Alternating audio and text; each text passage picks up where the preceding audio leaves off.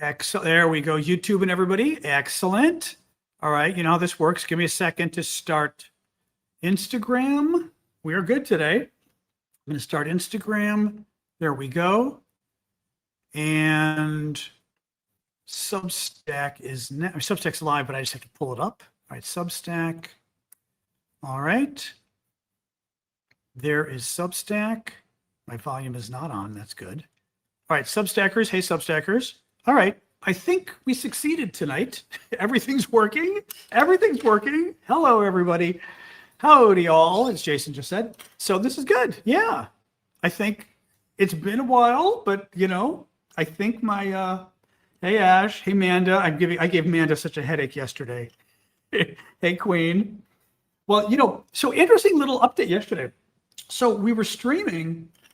I forgot that YouTube gave me some. I like to stream on multiple services when I do this, not just TikTok. And I forgot that YouTube gives me the option to, now they do at least, a couple of weeks ago, to stream a vertical in addition to a horizontal. So like TikTok, right? Or shorts, like the vertical. And I clicked yes. And what I didn't know is it literally is streaming 2 streams on YouTube now. So there's actually a this way and a this way, 2 different streams. Get this. So I had heard, one of you guys had told me, and you had said, you know, if you stream to, you know, vertical on YouTube, they're promoting it more. I got 10 times the views on this video last night, my live that was this way versus my live this way on YouTube. 10 times the viewers of the people that were this way than this way. Now, was it a lot of crazy people? Oh yeah. It was insane trolldom yesterday. And poor Mando was having to deal with all of it like a crazy woman. So, you know, but hey, there's no, what's the, I'm not sure what the expression, I was gonna say no news is good news. In this case, it would be, there's only good news, right? There's only good traffic. Even if they're trolls, they're good traffic. Oh, Ashley did it too, right? The good traffic is good traffic.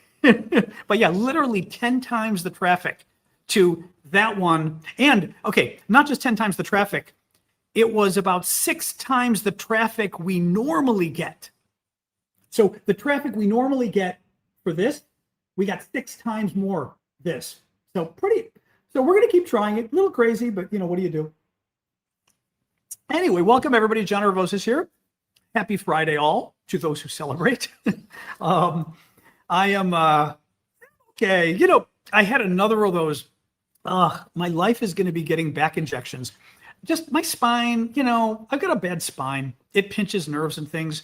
And I mean, not like some people who have much worse. My sister's had much worse, and some of you here have family members getting much worse. But you've got to get a, basically like a steroid injection in your spine. And it's not as bad as it sounds, but it still kind of hurts, you can imagine. Right? It kind of hurts when you're getting it. And I always forget that even though, you know, it's not a big deal, it's not a big procedure, I think it's the psychological thing that freaks you out, right? Like the psychological aspect of it makes me very tired. So that I took a nap this afternoon and I'm still feeling like total, I even had a 3rd coffee, which, you know, I've been avoiding 3rd coffees. But I had a 3rd coffee right before the show, so I would be alive enough for you folks, just so you know. But yeah, I had like 2 of those today, and I'm just kind of like, oh my God, the one just, oh my God. Again, I don't want to gross people out, but it hurts like you might think it hurts. A shot in your spine.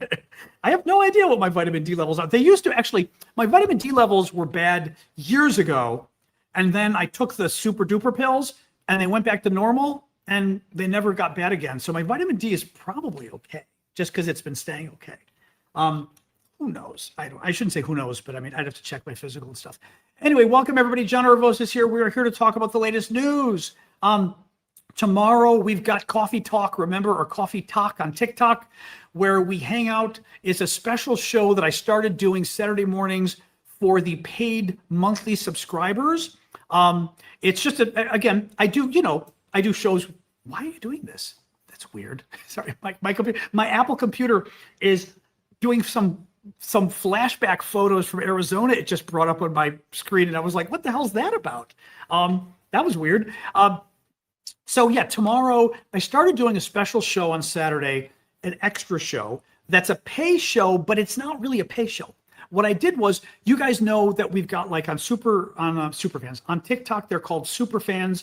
On YouTube, I think they're called members. Discord and Substack have it as well, where you can subscribe and pay a monthly fee. And it's a way of supporting creators every month. You know, small fee. I mean, it's not small, but it's like $10, $6, whatever. And the what I decided to do in order to thank you guys and give you something in return, because otherwise, why should you subscribe, right? The show's free. I decided to start doing a show Saturday morning. So I do a show Saturday morning at 11 a.m. Eastern time, US, most Saturday mornings. Didn't do it when I was in Arizona, but doing one tomorrow. And it's just a special show for the paid monthly subscribers. I only say it because like sometimes people get confused and they go, now you're charging for your shows. And I'm like, no, I'm not. The shows are free. Hey, Queen, the shows are free. It's just I do now a special one on Saturdays that I've been doing for a while to thank the paid subscribers. So if you are one, join us tomorrow. If you're not one, consider. Otherwise, I'm back Monday. It's free. Anyway, so welcome, guys. Let's get rolling here. Please do keep the gifts coming, as I always say. Gifts on TikTok, YouTube, etc. They pay the bills. I very much appreciate your support, so keep it coming. Thank you. With no further ado, let's get rolling here. What was I going to start with? The ballroom. Okay, so Supreme Court. Oh, that's interesting. Oh, that's interesting. JTA says I should walk around the block. It would help when I'm feeling tired. Well, I was having like all sorts of walks, and then my walker got a job. I had a good friend down the block who like would go for a walk every day when he was looking for jobs, and he was afraid he wasn't going to get a job. And I told him, you're going to get a job. He got a job, and now he's not my walker anymore. And I'm like, no, because it was nice to have a friend. It was like being 80 years old or something. Like you've got a friend you can go for daily walks with. And it's much nicer than going on your own, you know? In any case, let's get rolling, guys. So TikTok, thank you, Bowie, for the gifts. TikTokers, as always, do follow me if you are not anyway. I do daily videos on the latest news. Also, I always forget this, but click the screen and do the like thing and maybe forward.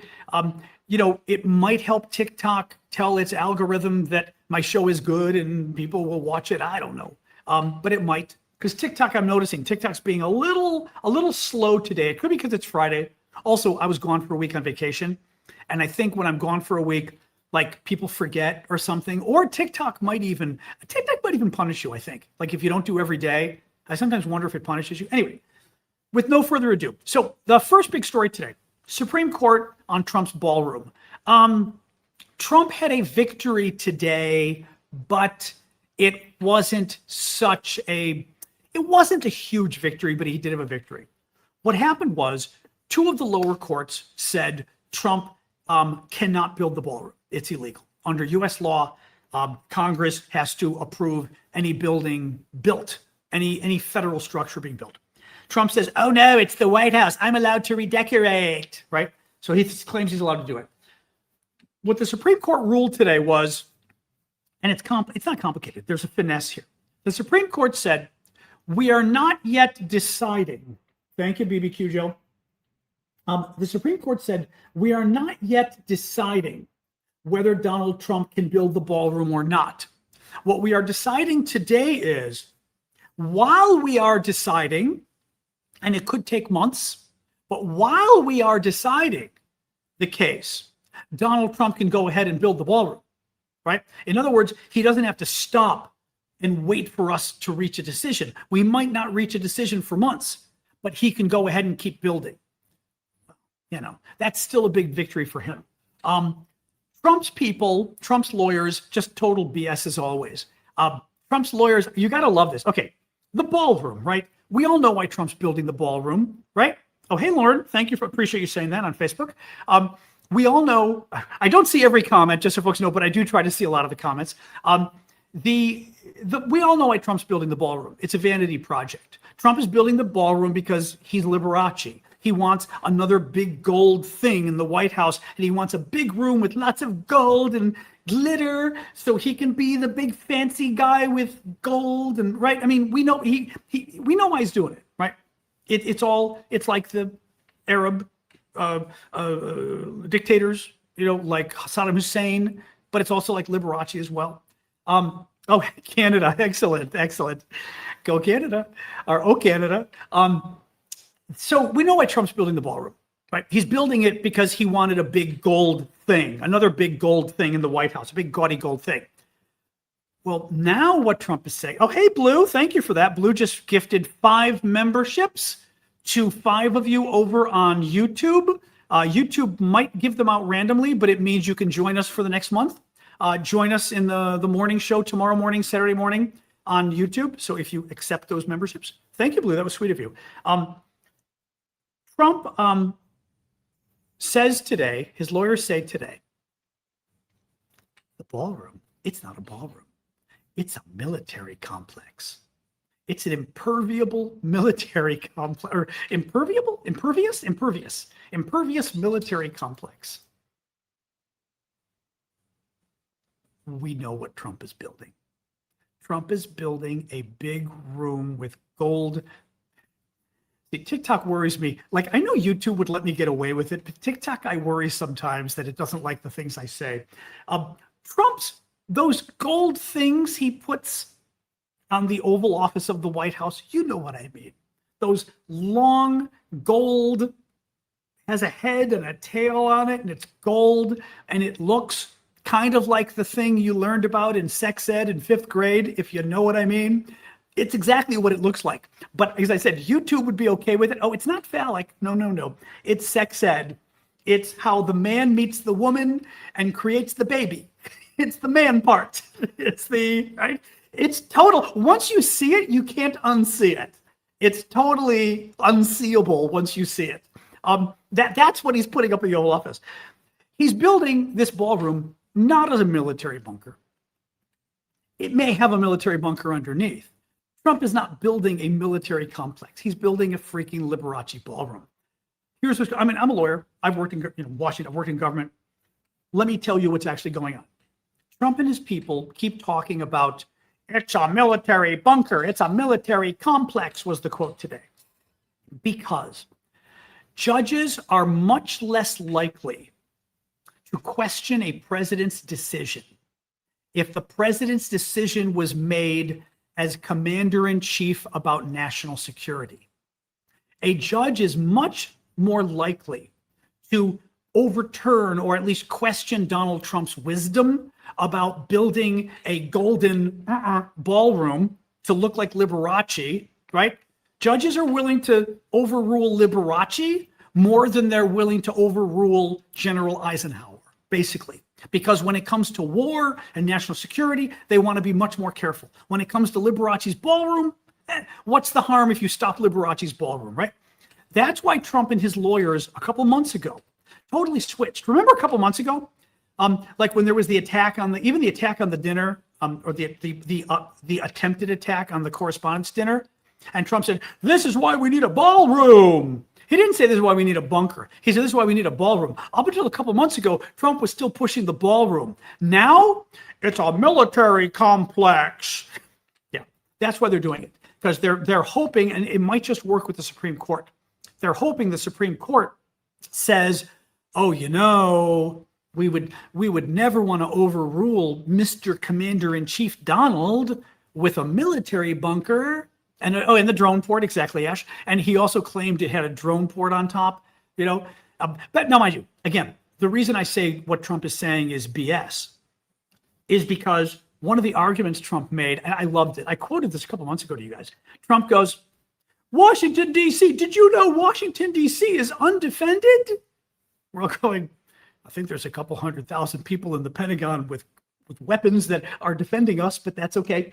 It's undefended. It's being defended by, he said, like muskets and what was the exact quote? Does anybody remember? It was like muskets and shotguns or something. It was something ridiculous, like out of the Revolutionary War. And we were like, no, rifles and muskets, Ash said. You got a good memory, Ash. Rifles and muskets. No, Washington, D.C. is defended by tanks and lots of other weapons, several 100,000 military men and women. We've got multiple military bases in the area, I mean, tons of military bases in the area. He wants his Liberace ballroom, and he's willing to deceive anyone in order to get it. And with the Republican Supreme Court, with the Republican activist Supreme Court, I think he might just get it. Very bad stuff. Anyway, so that's what happened today. The Supreme Court did not give Trump final permission, but they said, we're going to wait a while to decide the case about the ballroom, and pending that decision, Trump can go ahead and, the other thing Trump's lawyer said today, which I thought was just adorable. Trump's lawyer goes, well, we're almost 65% done with the ballroom. The bunker. It would be ridiculous to stop now. It would destroy everything because we've come so far. So you mean if you break the law and commit a felony, commit a crime, you've got to make sure that you almost complete your crime. Because if you almost finish your crime, then it would be a crime to stop you from finishing your crime, right? Only when in other words, if you commit like 10% of a crime, you go to prison. But if you commit 80% of a crime, then we let you go. I mean, first of all, that's insane, right? The guy who commits 80% of a crime, you could even argue is more guilty than the guy that commits 10%, right? Like, you plan to rob a bank is bad. Actually going through and robbing a bank is even worse, right? The second problem here is what Trump's lawyers would have us do is provide an incentive for presidents and everyone else to make sure that if they're going to commit a crime and break the law, they better break it hard and they better break it fast. If you're going to break the law, break it big, break it fast, get it done as fast as possible, and that way the court will let you go, which is ridiculous, right? Third, as Waiting and some other folks are saying here on TikTok, the fact that Trump's lawyer is claiming they're 65% done with the ballroom probably means they're 3% done with the ballroom, because this is an administration of pathological liars. They lie about everything. This is the ballroom, for example, that we were told was going to cost $200 million, then $300 million, then $400 million. But we were told, hey, don't worry about it. Private companies are going to pay for it. Now, putting aside for the fact that Trump is shaking down private companies to give him money to build a ballroom, that's a little scary in terms of ethics, but he says at least taxpayers will not have to pay for it. Then we find out, oops, taxpayers will have to pay for it. Trump didn't get enough money. So we were told Trump needed $400 million of taxpayer money to build the ballroom. Then a week later, what were we told? Oh no, Trump needs $1 billion of taxpayer money to build the ballroom. So this ballroom, you and I are paying for it. And it is yet another $1 billion project, just like the National Guard in Washington, D.C., who aren't doing anything. I live here. I've talked to them all the time. The poor men and women are just walking around enjoying the sights. Literally, they're walking in the safest neighborhoods, and they're just walking during the day like, la, la, la. They're nice kids. They're young kids. They're usually from rural states. I've talked to a lot of them, but they're not doing anything. It's costing several $billion with a B for the National Guard to be here in Washington, D.C. for the next couple of years. Billions. He's spending billions here, billions there, billions here, billions there. He just doesn't care. And yesterday, the federal budget deficit jumped to, not the debt, the national debt jumped to $40 trillion. 40 trillion with a T, the amount of national debt we have. And Trump's just spending money like a drunken sailor. Doesn't care. Doesn't care. Anyway, Trump is now threatening the Center for American Progress, which reminds me, mods, remind me at some point later, I've got to invite Neera Tandon to come join us again. Neera is the head of the Center for American Projects. She's a friend, a colleague. I like her a lot. I've had her a lot on my podcast. Brilliant woman, great activist. You're going to love Neera. Neera is a great activist. Oh, thank you, Julie, for the koala. Keep the gifts coming. Thank you, guys. Neera is a great activist. I mean, really great activist. And she runs the Center for American Progress, big liberal think tank, basically in Washington.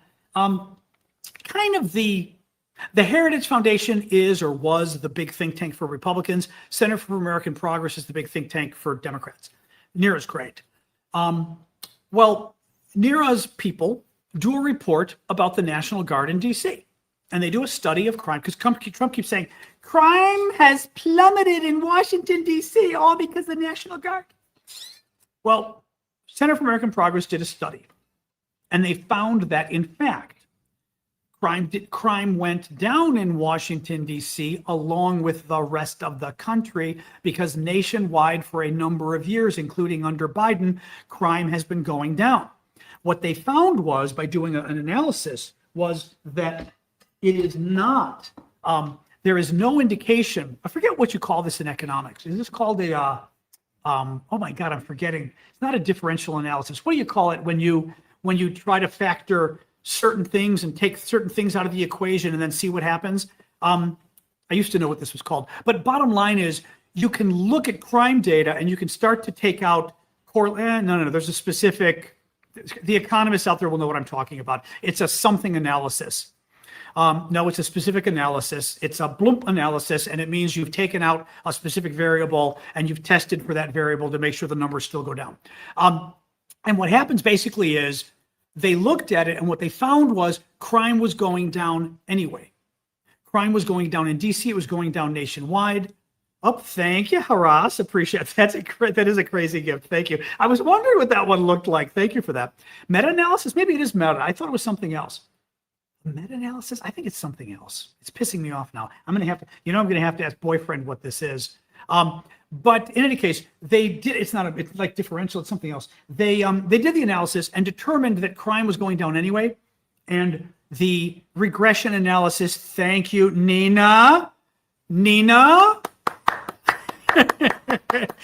And then Valerie got it right after Nina, a regression analysis. That's what it's called. I'm not an economist, but like you pick up things along the way. It's called a regression. Thank you. That's what I mean. It's a specific kind of analysis. Yeah. Anyway, thank you, Valerie and Nina. I appreciate that. Valerie, she beat you by like 2 seconds. Thank you, guys. So what they found was, as I said, that crime was going down anyway. So Center for American Progress does a study and says Trump is wrong. Crime did not go down in DC because of the National Guard.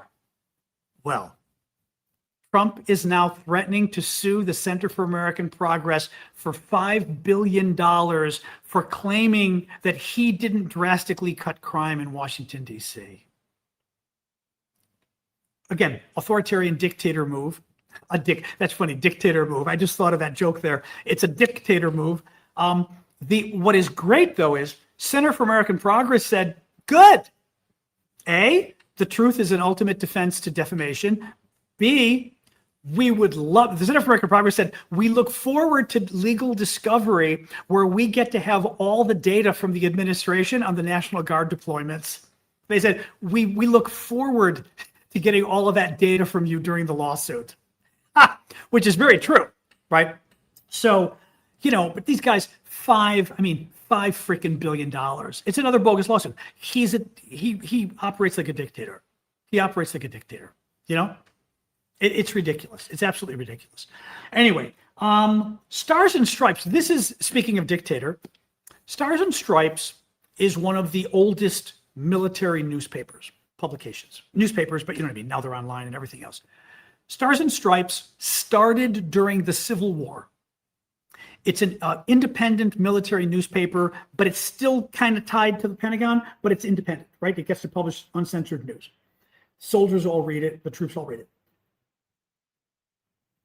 It's existed since the Civil War. Since World War II, it has published regularly since World War II. Okay. Alexa, raise the temperature 1 degree. Sorry, getting a little cold. So it's published regularly since World War II.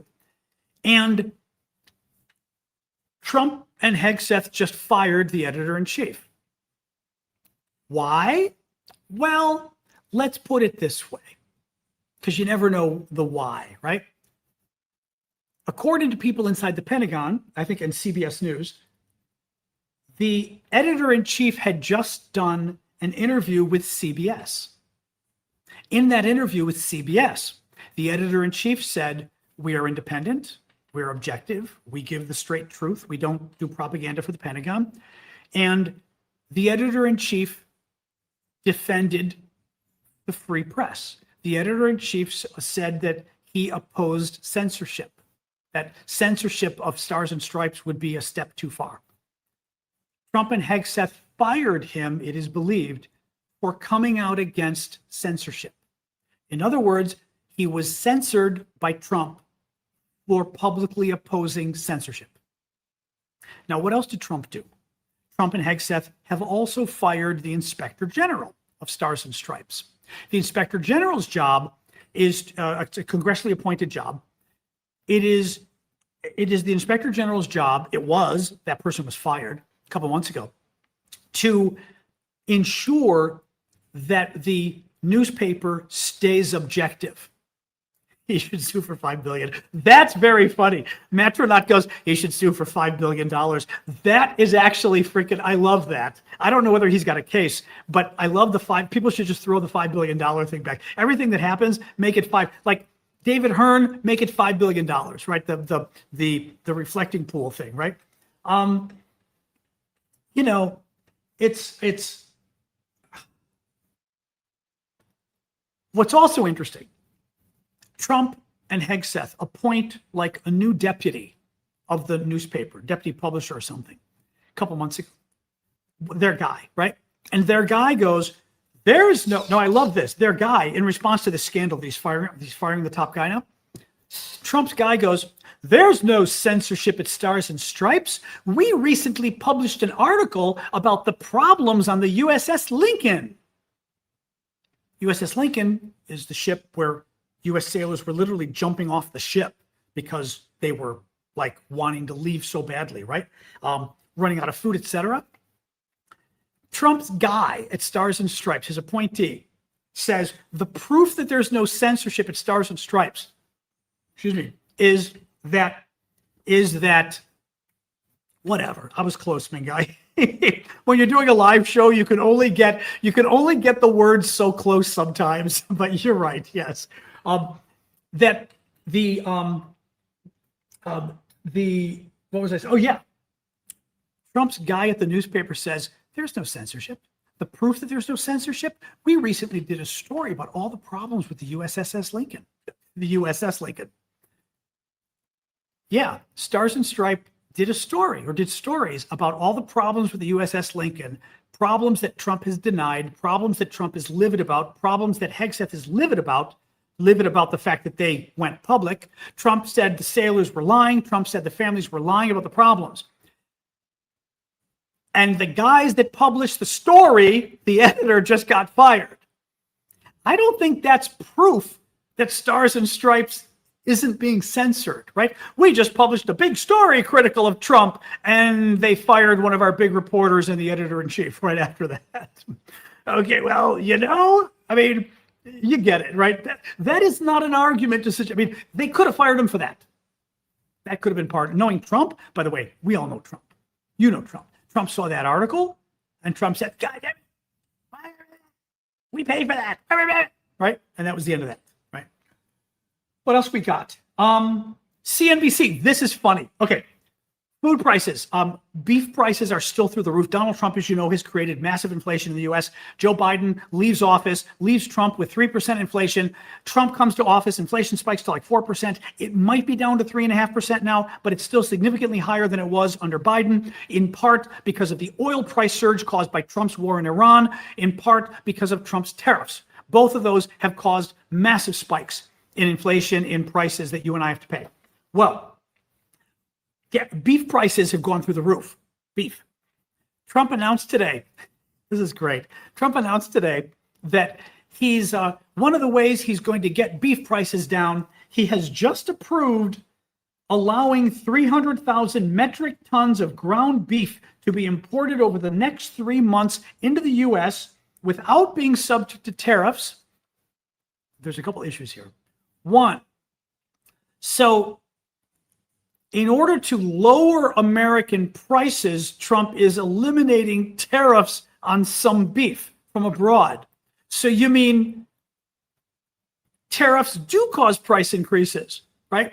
He's getting rid of the tariffs on some beef from abroad so he can lower the prices for American consumers. That means Trump's tariffs on goods coming in from abroad are raising prices for American consumers. He's admitting it's causing inflation. The second thing, and this is absolutely freaking hilarious, absolutely freaking hilarious. The second thing is Trump says he's going to require that the foreign beef coming into the U.S., the foreign beef has to be sold 25% cheaper than the market price. And the Republicans are dying right now. They're freaking out. In other words, American cattle farmers who are in real trouble right now economically, Trump just said a bunch of foreigners are now going to be allowed to bring their beef into America and sell it 25% cheaper than American beef. So people are going to buy the foreign beef and not the American beef.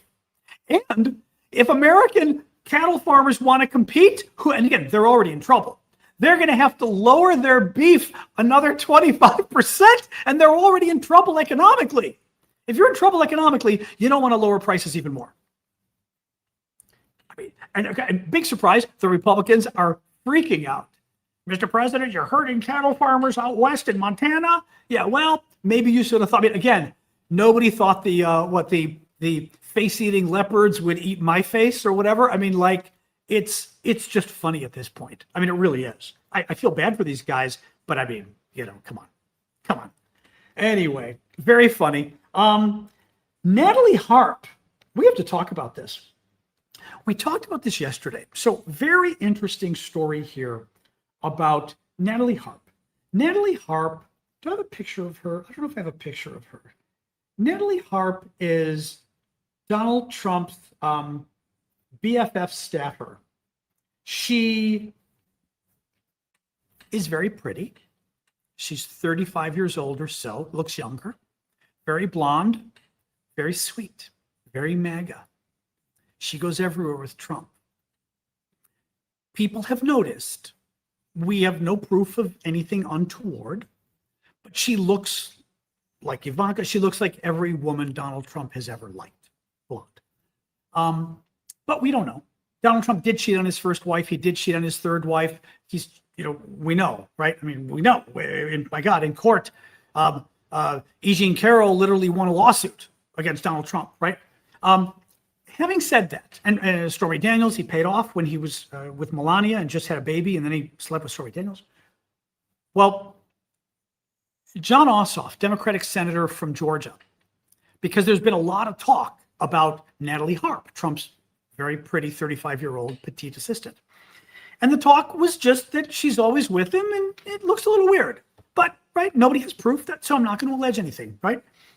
Well, John Ossoff doesn't allege anything. He doesn't even give her full name. He says Natalie. And he's talking about how Trump never wants to work. And he says Trump never wants to do his job.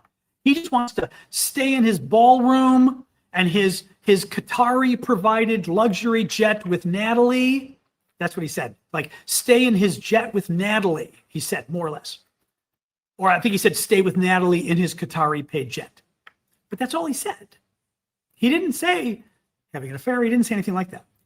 Well, the White House freaks out and basically orders the Republicans to respond en masse, to deny this and demand an apology and this kind of crap.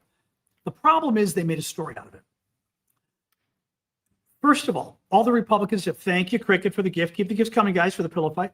New York has a great pillow fight every year, by the way. I had a great, New York City, I got to tell you, expensive city, but the fun stuff they do. They had a huge pillow fight at, was it Washington Square? I think it's called Square Park. Oh my God, so much fun. Sorry, it was a pillow gift. That's why I was thinking of that. All of Trump's defenders go public and say, he is not having an affair with Natalie Harp. You're like, guys, you don't say that. Ossoff did not mention her name. He just said Natalie. He didn't say Natalie Harp. They gave her full name. Ossoff did not say Trump was having an affair. Trump's defenders mentioned an affair. Trump's defenders repeatedly talked about there not being an affair.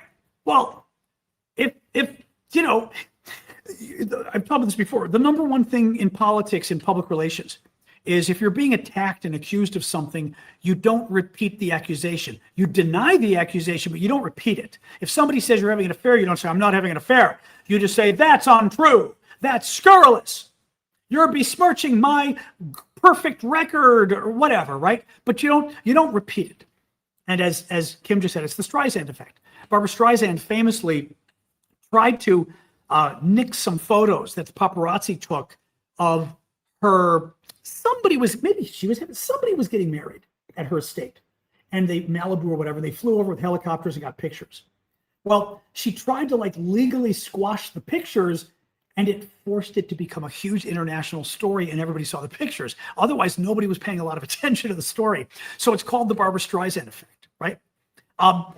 Well, that's what happened. So now everyone's talked about this. Everyone said her name. Everyone's talking about an affair or denying an affair. And what happened, I saw one reporter explain this, and he said basically, they've created a space where the media now has to talk about it because it's become a story. And in talking about it, the media has to talk about what the story is. That the story is that Democrats are insinuating that this woman by this name is having an affair with Trump. So now when the media wasn't going to report on it earlier because they didn't have proof of an affair, right? So they weren't going to report on it. Now, rather than reporting on an affair because they don't have proof, they're reporting on a scandal accusing an affair, right? It's hard to explain because I do professional media as well. I've written for The Economist, among others. You don't write about a story unless it's a story. Just because people were whispering about Natalie Harp doesn't make it a news story. It's not a story. When a Democratic senator mentions her name, that's interesting, but it's not a story. When the White House coordinates a massive response to attack Democrats and they mention Natalie Harp's name and they talk about Trump having an affair or not having an affair, thank you, cricket. Now you've caused a huge story. Now you've caused a huge story. I mean, now as a journalist, I'm going, well, it wasn't a story that there were rumors, but it is a story that the Trump White House is coordinating a response and is livid. That's a story. So now you've made it so that journalists have to write about Natalie Harp and they have to mention allegations of an affair, even though they're unsubstantiated. And that gets it in people's heads who didn't hear about it before. So this was very stupid. Well, some letters came out, and this was great. Daily Beast got 2 of her letters she wrote to Donald Trump. They're big. I'm going to read them to you because they're crazy. They're absolutely crazy. Listen to this. This is a top aide to Donald Trump, a 35-year-old woman. Okay? 35-year-old woman. I heard some single line quotes to this. I had not read the whole thing. I want you to listen to the whole thing. Now, something happened. It sounds from this letter like Trump said something to her, criticized her, said, hey, you're not looking so good or something. And she wrote him a letter. Dear Mr. I can't believe this. This is real. This came from Daily Beast. Dear Mr. President, I'm sorry. I thought I was the only one left behind last night and had no idea Margot's car was also pulled over and sent back to the airport. Since I was alone in the van outside customs without my passport, I panicked and should have just called Secret Service instead of you. So she's at the airport and was having problems and she called Trump on his private phone. Interesting. I also am sorry if I was an embarrassment walking the course in Scotland, the golf course, I guess. The first day I was told there were no carts and people walked, which is why I walked. The second day I was specifically asked by, I forget who his name was, but one of the main people who worked there, if I could continue walking and tell any other girls who would head out there to do the same to spare the course any more carts. If there's anything else I could have done to cause you trouble, please forgive me. I know that some people have said I haven't been texting them back and there have been some international cell issues. John was having technical issues on the plane too, so asked me to help him out. This is only half the letter. This is the letter from Trump's blonde 35-year-old aide, Natalie Harp, to Trump that the media got a copy of. It goes on. I want things to always be right between us.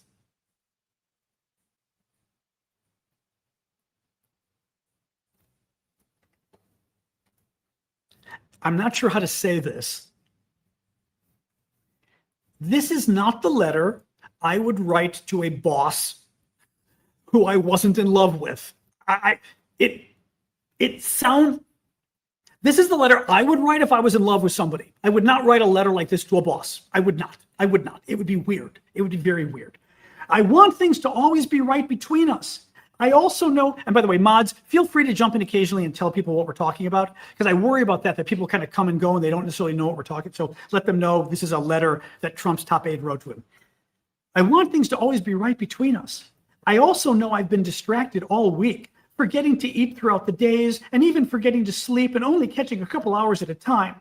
I haven't been myself, dwelling on the past and the pain of losing my dad, and I started letting the remarks of people who haven't bothered me before get to me, not because I care what others think, but because I see myself being lowered in your eyes and good opinion. That is the fear you see, because I never want to bring you anything but joy. I'm sorry I lost my focus. You are all that matters to me. I don't want to ever let you down. Thank you for being my guardian and protector in this life. That's what I wanted to use this card for. When you saw me at the cash register and once again did what you didn't have to do and gifted me with the mementos of this trip of a lifetime, a coming of age, I will return a better person. I have to sign off now as the cars are leaving. See you soon with all my heart. That's the first letter. This is the second letter from the Daily Beast. Allegedly a letter from Trump's top aide, Natalie Harp. Okay? Dear Mr. President, now this is the note I wanted to write, but the apology needed to come first. Oh God. So she wrote the first note and then decided to write a second note. This is how big the first note I just read. She wrote a follow-on note that was this big. Daily Beast stamped it because they got the copy. Melania cannot be happy. Dear Mr. President, now, this is the note I wanted to write, but the apology needed to come first. I have learned so much about myself on this trip. I always knew coming home to my roots would be enlightening, but I had no idea how much. For the first time in I don't know how long, you forced me to unplug. We could be out on the course with no machines and even forget what time it was. I didn't have to be human printer. I could take time to enjoy good conversation and still get all my work done at the end of the day. In fact, I even had time to take long morning and evening walks to enjoy each sunrise and sunset, though I did forget to eat and sleep, ! With so much thinking time, I confess, it did have a slightly negative effect at times that I know you picked up on, but the end result, I believe, will be worth it. I had no idea how rapidly I was approaching burnout and starting to envy those whose only job seems to be to talk with you and look pretty. I want that job. So many times I'm just trying to stay afloat with all that's coming in for you. I look like a hunchback who didn't have time to freshen up. At least you know what I should look like, ! Plus, I miss the days when you used to call during my talk show days and we'd talk about everything and nothing. This is one of Trump's top White House aides, a 35-year-old blonde woman who people have put, Democratic congressmen kind of put rumors out about there. And they're denying anything inappropriate. I miss the days when you used to call during my talk show days and we'd talk about everything and nothing. I want to get back to that synergy. She's writing to the President of the United States, guys. We shouldn't have to talk about work all the time, ! He's the President of the United States and he's your boss. So yes, you should have to talk about work all the time, ! Right? I've always felt like an in-betweener, somewhere between staff and those you enjoy talking to on the plane or at dinner, because that's who I used to be to you when I was a talk show host, as much as I hated the actual job. I wish I could hear every conversation because that's when you're having a good time, getting away from it all, at least for a few moments. It goes on, but after going, this is, again, one of Trump's top White House aides, but after going through all the self-analysis, my conclusion? I need to reunite my past self with my current into a better version who will make you proud. And please, when I fail, will you tell me? You have the absolute right to cuss me out if need be when I deserve it, because no one knows or cares about me more. Thank you for always being there for me. I'll never forget when you made that promise to me after losing my dad, and I know how happy he is right now that I did get to go to Scotland and Ireland as he always wanted me to. to modify a classic, quote, I could not have parted with you to anyone less worthy, and I will add, it is I who is unworthy. Always, comma, Natalie. P.S. My hands looked worse in Scotland and Ireland because the cold turns the old scars purple. Still on the road to recovery, exclamation point. Thank you, Dixie.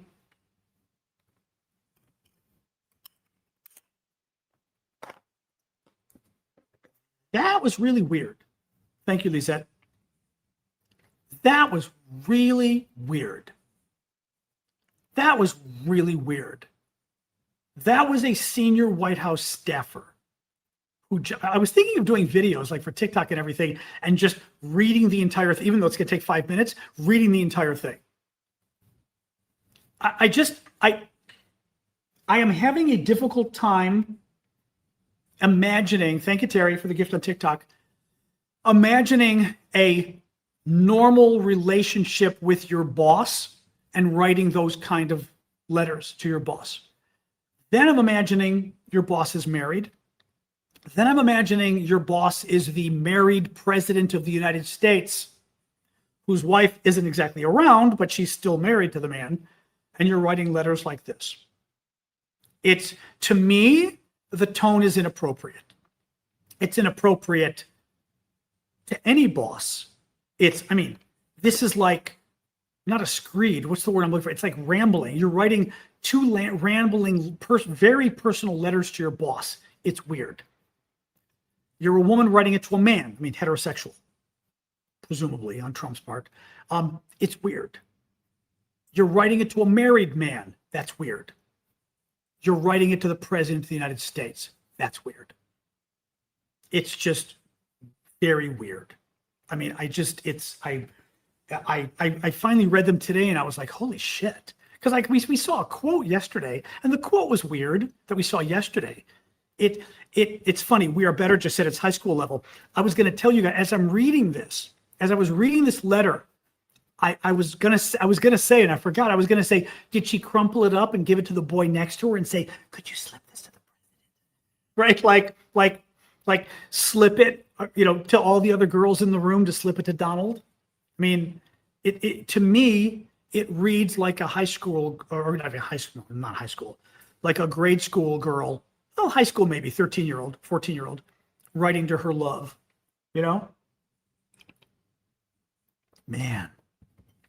Man, oh man, oh man. How did they get them is a damn good question. I don't know. That's a really good question. Yeah,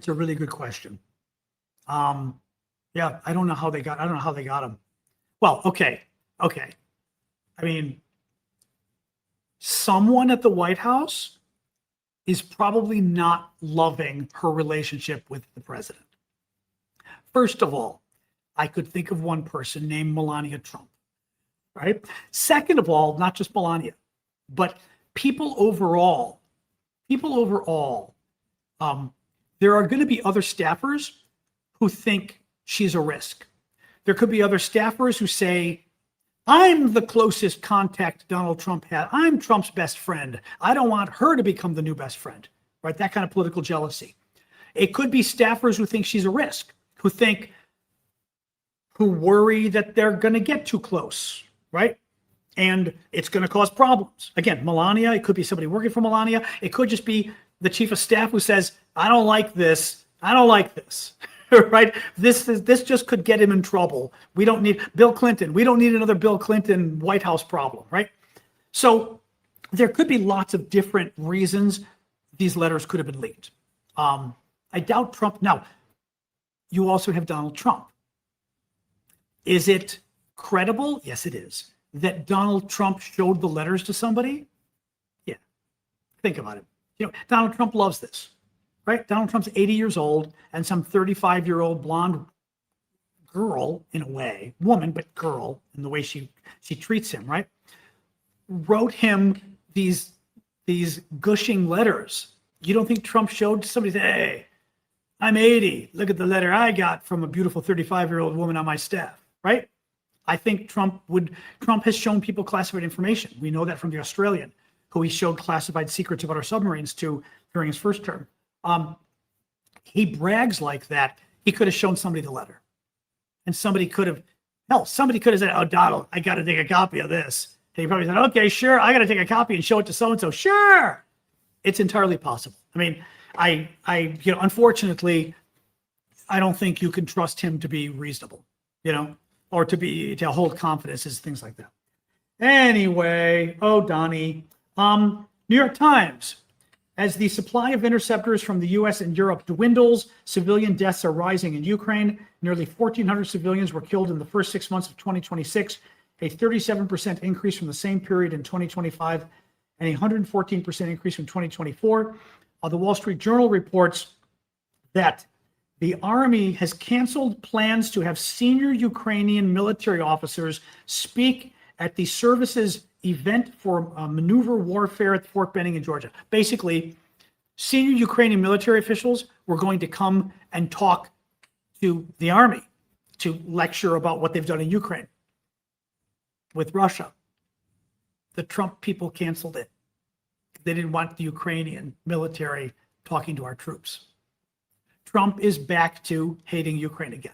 Remember how he promised the Ukrainians that he was going to let them, he was going to license them so they could build their own Patriot missiles, and then he took it back a couple weeks ago? Yeah. Now we don't even want, and just this last week we found out they're killing a battalion or a special drone battalion or something in the Army in Europe that was basically going to specialize in drone warfare. Hegseth and Trump are killing it because they want to get back to basics. Drones are so frilly is the concept, right? That's not basic. Basic military fighting isn't about drones. It's about World War II. So they're literally killing our nixing, 86ing, one might say, our drone experts in the military. And now the Ukrainians are coming. The Ukrainians have the most expert with drones of probably anybody in the world. The Ukrainians have the most expertise fighting the Russians of anybody in the world, and certainly the most recent expertise. And rather than have the experts at fighting the Russians, the experts at using drones, come and share their wisdom with our troops and our leaders, Trump and Hegseth just canceled it because they've got a problem with Ukraine. And they've got a problem with Ukraine. Why? One can only guess. I think he talked to Putin again. I think that's probably what happened. A lot of the military experts said it looks like Trump talked to Putin, and that's why he suddenly shifted on Ukraine again. Screwy stuff. Last little thing, USA Today. A new YouGov Economist poll shows Donald Trump has negative net job approval in 47 states and Washington, D.C., with only Wyoming, Idaho, and West Virginia ranking him positive. Wyoming, he's plus 14, Idaho plus 9, West Virginia plus 6. They're the only states where a majority of respondents still approve of Trump. The lowest net approval rating is in Washington, D.C. at negative 83. You have to love that. Negative 83 in D.C. That's pretty funny. Maryland and Vermont have the most negative net approval each at negative 50. Post net approval. I'm not sure what the difference means, but they're saying, I'm not sure what the difference between those two is. Negative 50. A Reuters ISIS poll released, or Ipsos poll released on August 17th, shows only 1 in 3 Americans approve of Trump's job performance, the lowest since his 2025 return to office. Oh, well. Sorry, I'm sliding up here. All right. I'm going to relax in my chair. We got 15 more minutes. Somebody actually just claimed Trump is more popular than ever. Okay, here's the problem. And this is something I can understand why somebody like that would be confused. If you're used to being lied to, you don't realize the truth is out there, right? You don't realize how easy it is for people to, frankly, forget the mainstream media. Go to Fox News. Just go to Fox News and type in Trump's approval rating, and you will see that Trump is in the low 30s. That's it. Again, if you're like part of a cult and you don't review your own information and you don't look for your own information, you believe the lies, not just because you're being lied to by people you trust, but because for whatever crazy reason, You don't go and investigate the news yourself. You don't go and do your own research. So the problem is, on my show, you're dealing with not just really smart people and really educated people. You're dealing with people who, do their own research and do their own fact checking. And that's how, that's how you get yourself into trouble. Because when you say, everybody knows Donald Trump is more popular than ever, no. Literally every single poll, even from Fox News. Let's pull up Fox News. Let's do this. Let's have ChatGPT pull it up. Hold on. Find me the latest Fox News presidential approval rating for Trump. Again, Fox News, mainstream Republican news outlet. If it went up a little, it might be at 38. I'm going to guess 33, 34, but let's see. Let's see. But again, you never want to, this is like the lawyer thing when they say a lawyer should never ask a question they don't want the answer to. Never. Oh, it went up a little bit. The latest Fox News poll shows Trump has a 39% job approval. That's still not more popular than ever. 39%. Has unchanged for 3 months. Overall job approval, 39%, Fox News. Immigration, 42% approve, 57% disapprove. Iran, 34% approve, Fox News. 66%. Oh, geez. As my iPad took a dive there. That was scary. Hold on. Oops. Hold on. I'm going to move this. There we go. I hate when it does that. I'm going to break my iPad. All right, there we go. Okay. Oops. Literally, I'm reading this and it starts to go.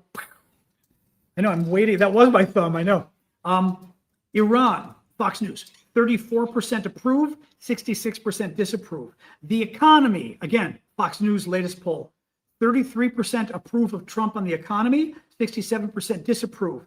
Inflation, Fox News's latest poll, 27% of Americans approve of Donald Trump's handling of inflation. 27%, 73% disapprove. That's the Fox News poll. QED, as I said, Trump is historically unpopular. You can try to lie about it, but it's very easy for us to, oh God, hello. My thing is, there it is. My microphone's falling down. It's very easy for us to go and research it and tell you the truth. So there we go. I think I'm waiting for my microphone stand to fall off my computer one of these days. Anyway. What else? We got another 10 minutes. Ooh, I'm losing my voice again a little tonight. I don't know why. It could be allergies. I was feeling allergies the last couple of days. Some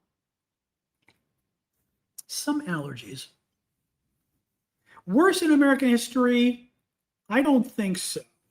I would bet Richard Nixon could have had, he got down pretty close. Hold on. I want you to look at the average polls for Donald Trump. Again, looking at the average of polls, of good polls. Is his approval at the lowest in American history for any president? And if not, where is Trump on average and who was lower?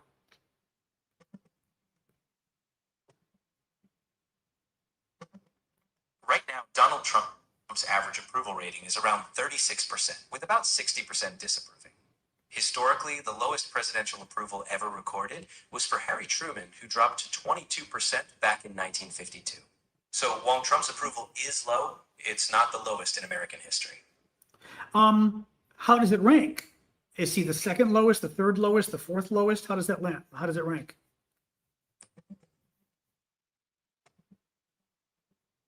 Donald Trump's current average approval rating is about 36%. Historically, that puts him among the lowest, but not at the very bottom. The lowest recorded presidential approval was Harry Truman at 22%, followed by Richard Nixon at 24%, and Jimmy Carter at 28%. So while Trump's rating is low, it's not the lowest in U.S. history. Okay, but I asked you to rank it. Is he the fourth lowest or what?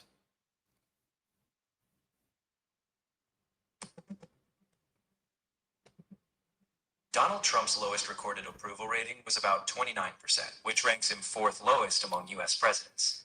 The lowest ever recorded was Harry Truman at 22%, followed by Richard Nixon at 24%, and then Jimmy Carter at 34%. Joe Biden has also reached a low of around 31%. Overall, Trump's current approval is historically low, but not the absolute lowest. Interesting. By the way, you're talking average polling, right? Yes, that ranking is based on the lowest points recorded in reputable polls, mostly Gallup, for each president. When we talk about Trump's current figure, that's Whoa, wait a minute, wait, stop, wait a minute. Are you telling me you went and looked at the lowest poll for all the other presidents, but for Trump, you only looked at the average poll? I see the confusion. Let me clarify. For Trump's historical low, I was referencing a specific poll point, 29% in certain polls, just as I did. Okay, that's fine. So let's conclude then. If you look at just the worst poll, Trump is the fourth worst president, fourth most unpopular? Exactly. When we focus on each president's single worst recorded poll, Trump's lowest point places him around fourth from the bottom, after Truman, Nixon, and Carter. Okay, all right. If anything else comes up, or you want to dive deeper into any other historical comparisons, just let me know.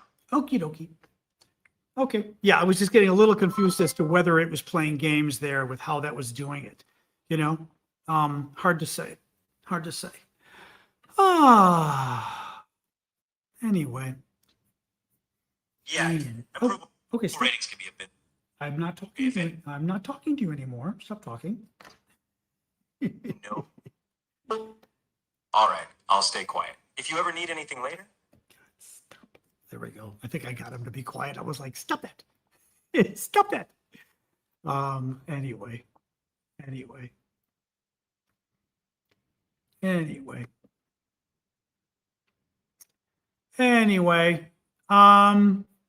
What else, guys? We got another couple minutes.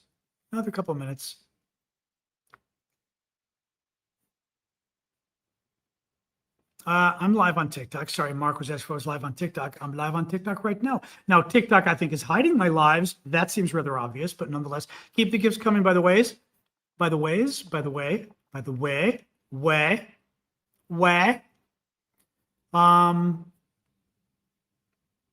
Trip was great. I enjoyed Arizona. Arizona was fun. It was very fun. Yeah, I liked it. It was I like it out there. I mean, it's hot, but I like traveling anyway. And you see, my nephews are there. Their kids are there. Their kids were a lot of fun. Like age, was it 3, 7, and 10, I think, who were just a lot of fun. So that was really fun too. I enjoyed it. It was good. So it was nice. It was hot, but my nephew's dog is also a riot. His dog adores me, which is really funny. His dog tends not to like guys. The dog loves me. And then and I asked him, he told me, he goes, she doesn't really do many tricks. I've tried. And I said, what about like paw? He goes, no, she won't do it. I said, can I try? He goes, okay. I did one session for about 10 minutes and she was starting to do it. And I said, let's give her a break. I come back that evening. I get some treats. I go, give me your paw. She lifts her paw in the air. And then I chopped up the treats into little bits, in like 20 little bits, but really small. Every single time she did it, in one session, I taught the dog to give her paw. I was very proud of myself. But his dog, and she's very sweet. His dog loves me. And doesn't tend to like guys. Very, very funny. My hair is not more blonde. You're seeing the lighting. I mean, my hair is getting very white, but it's got the dark in there too. And depending how the light hits it, I think it's funny. I think on TikTok, it makes my hair look whiter than it does in the videos. Yeah. Yep. I think so. I mean, it is getting white, but it's even whiter because I've got the overhead light. I don't know if I turn this off. Well, it's still, no, there's a dark spot in the middle though. It's still pretty white even with the light off. Yeah. But with the light on, look at that. See, when you put the light on full, then I become silver guy. Silver man. Anyway, yeah. No, it's funny. And the funny part is like when at nighttime, the blue light starts to make my hair look blue or red, I think, which people have mentioned that. I was like, my hair is not blue. Thank you. Anyway, good job, Robert. Anyway, what else, guys? Um, Trying to make some sourdough. It went well until I put it in the fridge, and now it's not growing, which has happened to me before in the fridge, but we're going to see. I'm going to see if I can get it to rise a little bit tomorrow. So we shall see. Anyway. Yeah, I mean, I would never look. If I were ever going to color the problem is if you're ever going to color your hair, you pretty much have to have a professional do it. And it's too much money, and you've got to do it too often. Like I was told, even women, a guy, even worse because your hair is short, you've got to color your hair like every 5 or 6 weeks. And it could be $100 or $150 or something crazy. And I'm like, I think I'm too cheap to do that. I mean, like, who the hell wants to go and do it every like 6 weeks? Now, granted, it's nice to feel younger, yes. But I don't know, you know?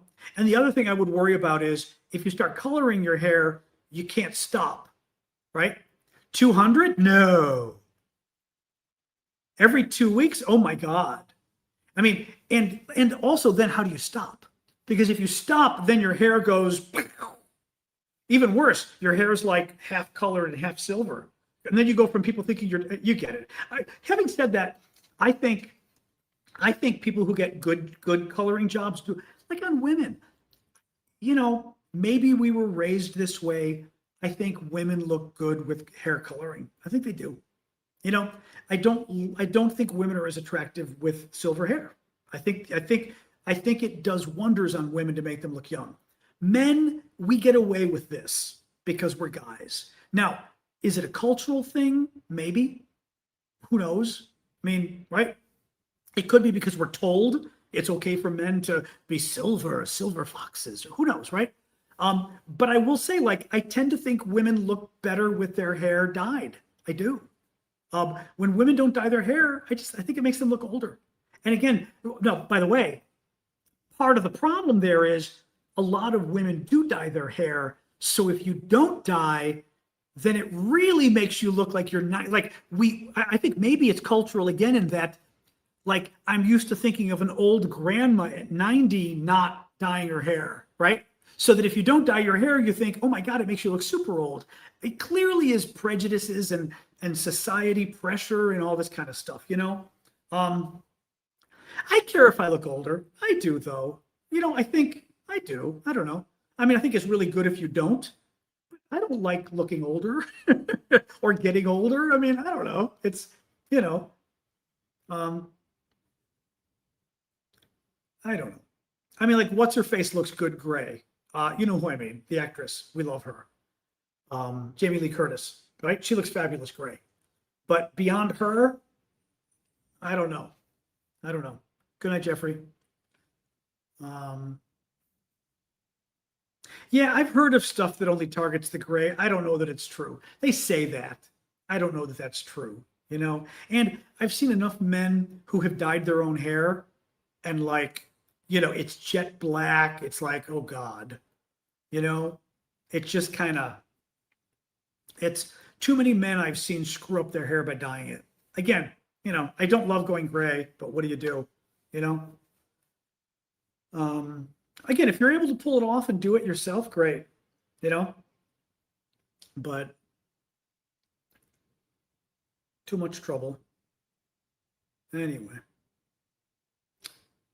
well, we're almost actually 7:15, guys. I think I'm going to call it quits. You know, my voice could have been from last night when we went like half an hour long. It could be. You're a hairstylist? Oh, cool. But you know what I mean? Like, I always see these famous guys on TV. Nicholas Kristof of the New York Times. Horrible. Jamie Raskin would dye his hair. And you were like, stop. And he would dye it black. And Nicholas Kristof dyes it black. And you're like, no. Like, don't do that. Don't do that. You know, I mean, it's, you know, it's guys who do that. I'm like, I also think women are smarter. So, like, women who dye their hair often do a good job of it, I've found. Men who dye their hair often don't do a good job. Or at least, let me put it this way. At least I notice a lot more men who dye their hair poorly than women who dye their hair poorly. I don't see a lot of women where I go, oh my God, that's too dark. Guys, you do, I see it more, you know? A lot of men are happy to have hair, very true. I mean, me, to be honest, I'm happy to have hair. Yeah. You know, my hair is thick. I'm like kind of, knock on wood, right? I mean, lots of other problems in life. What do you do? But no, I think if you're famous, it helps. If you're in Congress, it helps. President, it helps. Like Trump's dye job, I think is pretty good. His hair's a mess, but the coloring, it's not like it's Lucille Ball red or something. But Reagan, remember Reagan? And Reagan would always say, Reagan does not dye his hair. And he was like 78 years age or something old. And his hair was jet black. And it was like, and people would literally discuss it. Oh, do you think he's telling the truth? Yeah. No, I don't think he's telling the truth. Thank you, user 5492. Anyway. All right, guys, I'm going to go. My voice is going anyway, but we're already at 7:15. So I will be back tomorrow. So 11 a.m. Eastern Time US tomorrow for the paid monthly subscribers, super fans. Join us. YouTube members, TikTok, Discord, Substack monthly members. Otherwise, I'm back Monday. All right. So that's about it. Thank you for joining us, guys. This was fun. I'm glad I stayed up. I told you I was very tired after a little procedure on my back I had today that knocked me out, but I'm feeling a little better now. So thank you guys for joining. And Discord, you're first. Bye-bye. All right. Let me turn off Instagram. Bam. Substack. I think I've got to turn it off. Yes. Substack, I will turn you off here with YouTube and everybody else. Goodbye, guys, here. And stream.